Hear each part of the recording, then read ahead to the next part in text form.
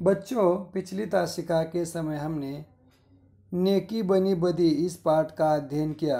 मुंशी प्रेमचंद लिखित गरीब से दफ्तर का चपरासी गरीबदास कैसे बनता है, इसकी जानकारी हमने नेकी बनी बदी इस पाठ में ली। अब शब्दार्थ। घुड़कियाँ, धन की बड़ी डांट। गैर हाजिर, अनुपस्थित। कामचोर, काम से जी चुराने वाला आलसी। रोशनाई, स्याही। दुर्वचन, गालियाँ। मूर्तिवत, मूर्ति की तरह। अनुचित्य, अनुचित।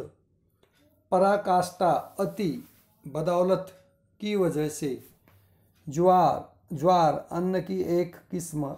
उख, गन्ना। सौगात, भेंट, उपहार। कृत्रिम, बनावटी। रजामंद, राजी होना, मान जाना। क्षम्य, क्षमा योग्य। स्वभावांतर, स्वभाव में बदलाव। उत्तरदायित्व, जिम्मेदारी। बाह्य, बाहरी। मुहावरे का अर्थ बताइए। जामे से बाहर हो जाना, अत्यधिक क्रोध करना। मेरे हाथ से कांच की बोतल टूट गई तो मेरे पिताजी क्रोधित हो गए। गांठ का धनी होना, समृद्ध होना। घर की परिस्थिति अच्छी होना। दंग रह जाना, आश्चर्यचकित रह जाना। मेरे पिताजी, मैं प्रतियोगिता में प्रथम आया तो दंग, सब देखकर दंग रह गए। थरथर कांपना, डर के मारे कांपना। पिताजी की बातों से मैं डर के मारे कांप रहा था। लोकोक्ति, यथा नाम तथा गुण। नाम के अनुसार ही स्वभाव होता है। हर एक व्यक्ति का स्वभाव नाम के अनुसार होता है। जैसे गरीब, गरीब से गरीबदास बना। गरीब पहले गरीब ही था। पाठबोध रूपी प्रश्न। इन प्रश्नों के उत्तर दे। मौखिक। क, दफ्तर के कर्मचारी गरीब से कैसा व्यवहार करते। दफ्तर के कर्मचारी गरीब से बहुत ही बुरा व्यवहार करते।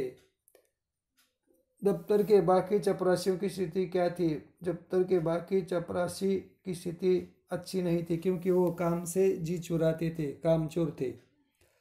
बड़े बाबू ने गरीब को दुर्वचन क्यों कहे। बड़े बाबू ने गरीब को दुर्वचन कहे क्योंकि उसके हाथ से टेबल साफ करते समय कांच शाही की बोतल गिर गई। गरीब अपने घर से क्या सौगात लाया। गरीब अपने घर से गन्ना, ऊख, मटर की फलियां आदि ले आया, सौगात रूप में ले आया। लिखित प्रश्न। क, बड़े बाबू ने गरीब की संपन्नता के विषय में क्या बताया। बड़े बाबू ने गरीब की संपन्नता के विषय में कहा कि वो गांठ का धनी है, बहुत ही इसके घर की हालत समृद्ध है, फिर भी ये मक्की चोष की तरह बर्ताव करता है। कभी हमें कुछ घर में इतना सहारा है लेकिन लेकर नहीं आता। दफ्तर के लोग गरीब से क्या अपेक्षा रखते।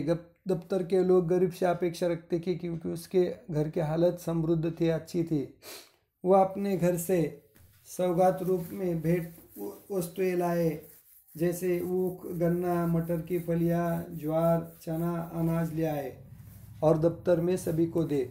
ग, लेखक ने गरीब को दफ्तर के लोगों की खातिर करने के बारे में क्या समझाया। लेखक ने गरीब को दफ्तर के लोगों की खातिर करने में समझाया क्योंकि कभी तो थोड़ा बहुत इन बाकी के लोगों को दे देना चाहिए। अचानक दफ्तर में गरीब का मान क्यों होने लगा। क्योंकि उसने सौगात रूप में ऊख, गन्ना, ऊख का रस, मटर की फलियां सौगात रूप में दफ्तर के सभी लोगों को भेंट दी। गरीब की बेईमानी का शिकार कौन बना और कैसे। गरीब की बेईमानी का शिकार वो पुलिंदे के गट्ठे उठाकर कार्यालय में पहुंचाने वाले गरीब मजदूर बने, क्योंकि उसको 12 आने मजदूरी तय की थी, लेकिन गरीब ने उन्हें 8 आने दिया और 4 आना अपने जेब में डाल दिया। 2, लेखक ने ऐसा क्यों कहा। उसके नाम में थोड़ा सा परिवर्तन हुआ, वह गरीब से गरीबदास बना। उसके नाम में थोड़ा सा परिवर्तन हुआ, गरीब से गरीबदास बन गया, लेकिन अब वह पहले की तरह ईमानदारी से काम नहीं करता था। लोगों के पैसे हड़पता था, डांट धमकाकर लोगों को सुनाता था, इसलिए उसमें परिवर्तन आया। गरीब से गरीबदास बना। ख, सरलता के बदले अब उसमें काइयापन आ गया। पहले जो सरल सीधा था, जो एक जगह पर बैठे तो उठता नहीं था, बाबू के बुलाते ही वो दौड़ कर जाता, टेबल वगैरह साफ करता, ईमानदारी से काम करता, लेकिन अब उसमें काइयापन आ गया क्योंकि उसने सौगात रूप में कई प्रकार की भेंट वस्तुएं दफ्तर के लोगों को दी थी। अब वो भी इतर अन्य चपरासियों की तरह करने लगा। सोचे और बताए, क्या गरीब चपरासी के स्वभावांतर के लिए लेखक वास्तव में जिम्मेदार था? क्योंकि लेखक ने ही बताया था कि दफ्तर के लोगों को थोड़ा सा बहुत कुछ ना कुछ देना चाहिए। आप लेखक की जगह होते तो गरीब को दफ्तर में अपनी स्थिति सुदृढ़ करने के लिए क्या सुझाव देते?